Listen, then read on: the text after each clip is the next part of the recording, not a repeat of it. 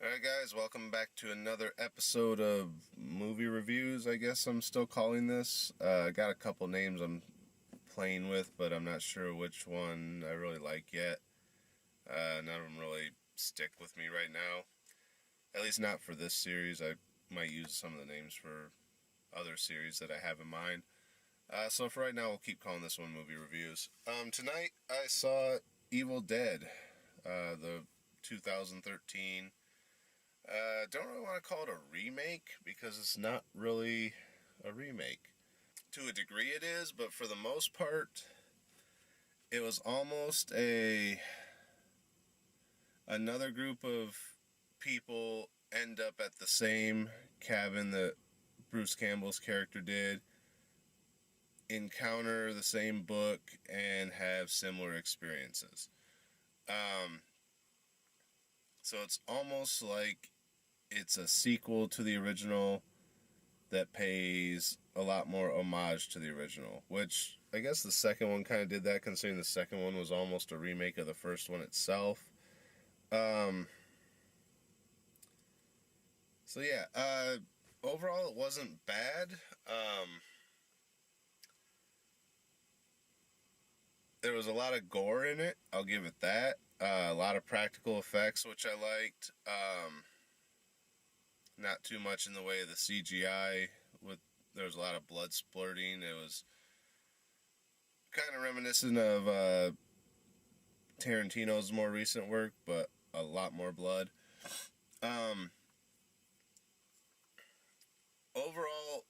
they gave a few nods to the original, but I think they overdid it a bit. They did just a few too many for my taste. You know, if they would have cut out three or four of them, three or four of the nods to the original, I would have liked the film a lot better. It just got to a point where I was like, hey, remember this from the first one? Hey, remember this? Hey, remember this? And it's like, just do the damn movie. You know, you don't. I understand you're trying to homage the original. You don't need to rub it in so hard. So basically, the guy shows up at the house. His friends are there. Turns out he's there because his sister is trying to kick a drug addiction. So they're up there basically as an intervention. She's swearing off drugs, and they're gonna be there for the entire weekend to kind of detox her. As she's detoxing, she starts to smell something, but everyone else thinks that she's just trying to get them to leave so that she can get back to the city and break her promise and score drugs, because apparently she had done that before. You know, she made the same promises. You know, I'm going to kick the drugs, and like 8 hours later she was back on them or whatever. So they're like, you know, no matter what her excuse is, this time we're not leaving until, you know, we're sure that she's going to handle it this time, because apparently she OD'd the last time that she had a relapse and almost died. Apparently her brother's been out of contact with her for a while, so he didn't know all this, so he's just kind of learning this as we do. So she keeps saying there's this weird smell in the house, no one else can smell it. So they think she's just trying to get, you know, I want to get out of here type of thing, because they won't let her leave. So then the dog starts scratching at the floor, and they find the cellar under the house. They go down there, and there's a bunch of rotting animal carcasses, which is kind of not really explained, but shown earlier in the movie. There's a scene from several years prior where a girl's walking through the woods, and some people grab her and take her into some cave and tie her up, and then her father basically burns her alive because she's possessed by the book. But they don't really explain what that is. It's probably going to tie in the sequel that they're planning to do. So that was just kind of a little throwaway bit at the beginning, which explains how why or how the dead animals got down there and how the book got down there. So they go down, they see all these dead animals, and they find the book and the shotgun and a couple other things down there. So they come back up and they're like, okay, we'll get rid of the animals, later on. I forget why they waited. Anyway, something was going on. So they were dealing with the sister or whatever, because then she started or no, that came later. So the one guy, not the brother, but the other friend that's there, he decides he's going to see what's in this book. Even though he opens it up and it says, do not read, do not write anything from this book, don't basically leave the book alone. He's curious, so he still reads from the book and unleashes the evil. So then, as time goes on, the sister starts doing more and more stuff. Like, the brother goes outside when they're disposing of the animals finally, and hears his dog whimpering. So he goes and looks for the dog and finds him underneath the garage. Well, it's like a little shed or whatever. It was the tool shed from the original. So he goes in and pulls up the floorboard. Well, there's a hole in the floorboard, but he pulls the dog up through it and finds that something had attacked the dog, and basically the dog was dying. And then he finds a bloody hammer inside the tool shed. So he goes, okay. So he starts thinking his sister killed the dog as an attempt to get them to leave. Okay, so they're still on this kick. But then she goes in the shower and turns on nothing but hot water and basically boils part of her skin off. So then they're like, okay, this is bad. She's never gone this far before to try and get out of this. We need to get her to a hospital. So they're trying to take her to the hospital, but it's raining and the road's washed out, so they have to come back. Then, the evil keeps progressing and other stuff starts happening. Eventually they lock the sister in the cellar and do the chains over the cellar door thing, which is an homage to the original. Okay. At one point when the brother goes into the tool shed and to get the dog, you see the chainsaw sitting on the shelf. Okay, there's two nods. So then the sister I think she puked on one of the other girls or something, which spread the evil into that girl, and that girl started acting weird and sawing her face off and trying to attack her boyfriend or whatever. And then the guy who originally read from the book started realizing that a lot of the stuff that was happening was matching the illustrations in the book. So that's where he pieces together, I think we need to get out of here. It's not just her trying to get away from us to go do drugs or whatever. I think reading this book unleashed something evil. So then he starts showing the brother this stuff, and then one of the girls ends up biting the hand of the brother's girlfriend. There's 5 people total. And then the evil's starting to spread through her arm, and her arm's starting to decay in front of her. And she looks over and sees a electric carving knife on the kitchen. It's on the floor for some reason because she's sitting on the kitchen floor. So, of course, to get away from the evil, she saws her arm off. Okay, so there's the third homage to the original. Actually, that was in the second one, where Ash had to cut his hand off. Okay, so you got 3 homages. Not too bad, right? There was a rusted car sitting outside the house earlier in the movie. I don't know if that was supposed to be the car they originally arrived in the original, the one that Ash drove up in, which eventually went back in time with him, or if there was a rusted car on the property when Ash got there, because I do kind of remember the car. I just don't remember how it tied into the original, because it's been a while since I've seen the original. So that's maybe 4 tie-ins, depending. It could just be scenery like the tool shed. So I don't really count that one as much. So basically we're up to 3, maybe 4 right now.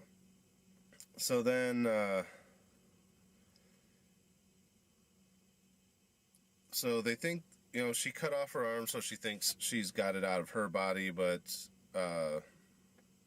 something else had happened where blood or something had gotten into her mouth, and then, so even though she cut her hand off,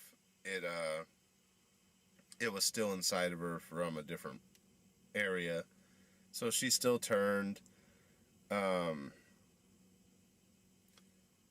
At this point, it's basically down to the 2 guys as being the ones that are unturned, and then the brother character, who it seems is leading up to be the next Ash, is basically ready to finally listen to what the other guy is saying about the book.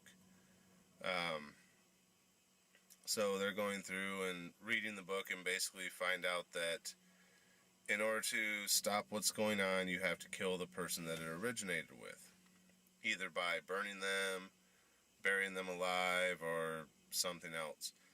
So they have the sister chained up down in the cellar. Oh, they did the tree rape thing earlier in the movie too, which really wasn't tree rape, but as she was running through the woods, like, vines grabbed her, and then there was this dark spirit version of her that puked up this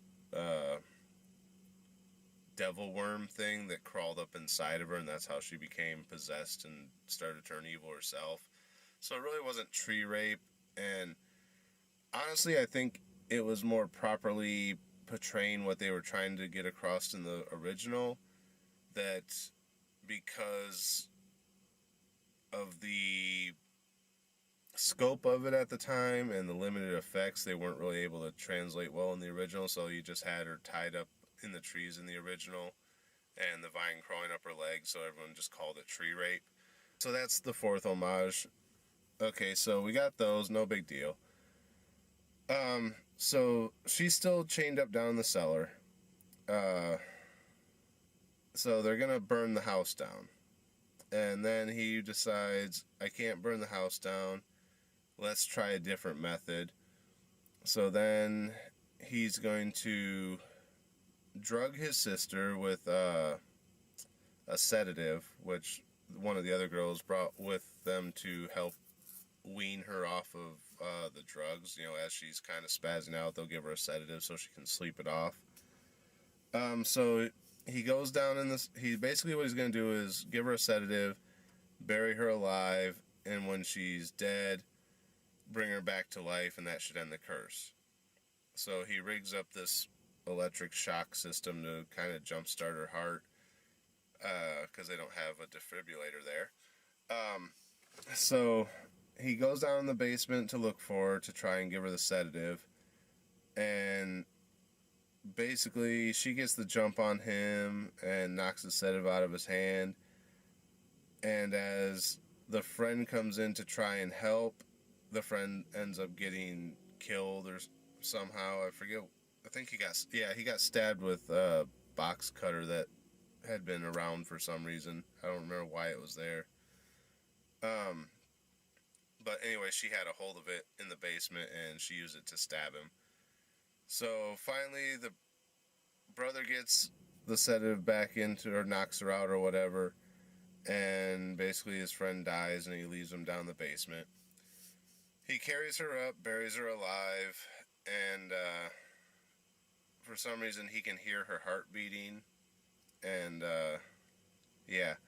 So he hears when her heart stops beating, digs her back up, gives her the electroshock, and she comes back to life. Then he's going inside to get I think he went inside to get the car keys or something. Turns out the evil is still in the other guy that had just gotten killed, so he comes up and stabs the brother.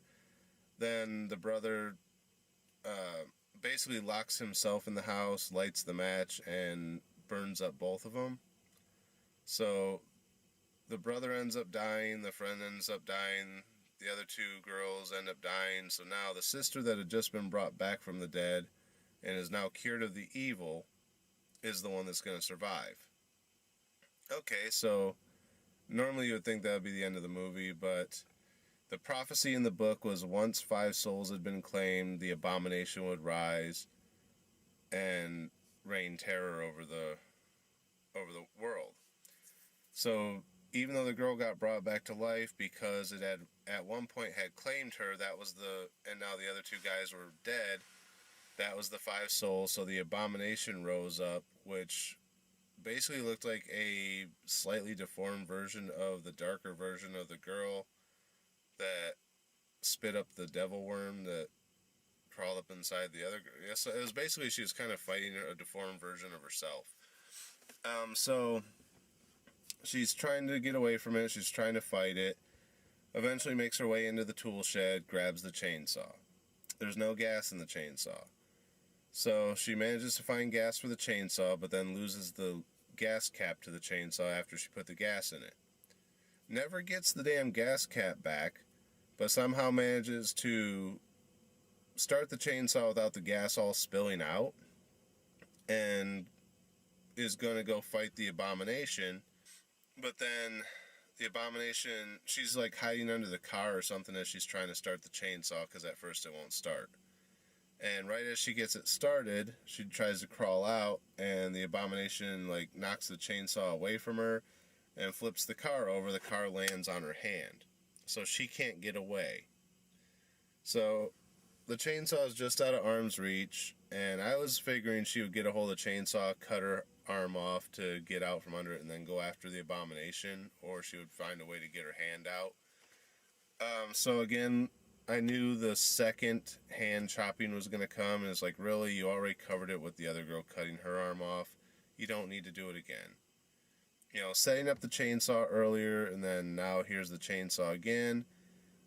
We didn't really need the setup earlier. She could have just found it when she went into the shed. You know, you didn't have to do the, oh, here it is type of thing earlier in the movie to get it into her hand now. So basically, you figure she's going to either get her hand out or she's just going to do another cut off my hand bit to pay homage to the second one. But the chainsaw is just out of her reach and she's trying to get away, so she just keeps pulling, and eventually her hand just rips off.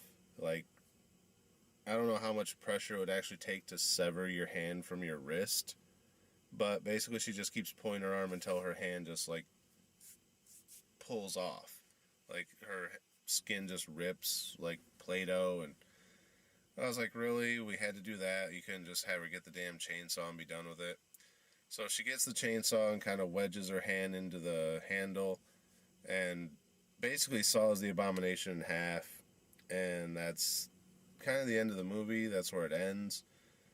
Then if you watch through the credits, it cuts to Bruce Campbell's face. He just says groovy and then looks at the camera, and there's a music sting. I guess originally Bruce Campbell was going to have a bigger part at the ending, like he was going to show up just as she killed off the abomination or something, but they changed it for some reason. Another guy I work with said that the guy who did this one's planning to do 2 more in this series, and Raimi's supposed to be doing another one with Bruce Campbell, which would be the 4th in the original Evil Dead series, and then they're going to somehow cross over. So, kind of looking forward to that. As far as my star rating, this was pretty good. I did like the gore in it. It was a decent movie. It wasn't a remake per se. Like I said, there was just a few too many nods towards the original. There's like, if they had cut back like 2 or 3 of them, you know, may shaved 5 minutes off the movie with these additional homages, I would have been fine with it. Probably one of the better movies I've seen all year, so I'm going to give it a... Don't want to quite go to a 4. Don't want to do a 3. Let's say 3.5. With, if it hadn't been for that extra 5 minutes, I feel they could have shaved off. It definitely would have been a 4. But because by the end I was like, Jesus, another homage, another nod to the first one. I get it. Let's just end the movie already. So that it loses a little bit. So yeah, I'm gonna say 3.5. Definitely a solid movie if you're into the original Evil Dead series. Definitely check it out. Um, the other guy I work with, he's really into the original, and he really liked this one. He actually likes it a lot more than I did. He didn't mind the homage, the nods, as much as I did, I guess. So yeah, it's a solid movie. Check it out if you're into Evil Dead. If you're not into Evil Dead, you probably won't like it. There was a guy that came out of the theater when I was working the other day and asked if I saw it. I said yes, and he goes, "It was garbage, wasn't it? This movie sucked." And I was like, "Oh, to each their own." I liked it. He's like, "Really? I thought this movie was horrible." Well, obviously, it's not your cup of tea. Why are you here watching it to begin with? He probably didn't like the originals either. I didn't have time to ask him because he walked away. But, so yeah, that's Evil Dead 2013, I guess, is the official title for it. So, 3.5 stars. Check it out if you're into Evil Dead. If you're not, probably shouldn't waste your time with it. Overall, decent, solid gore film. Had the little bits of comedy like the original, so I did like that. Still not really a horror movie, but definitely a lot of gore. So yeah, that's Evil Dead. Not sure when I'm gonna get around to seeing next. Still working mornings all week, so gonna be seeing a lot of movies back to back to back. So until next time, thanks for watching, and we'll see you at the movies.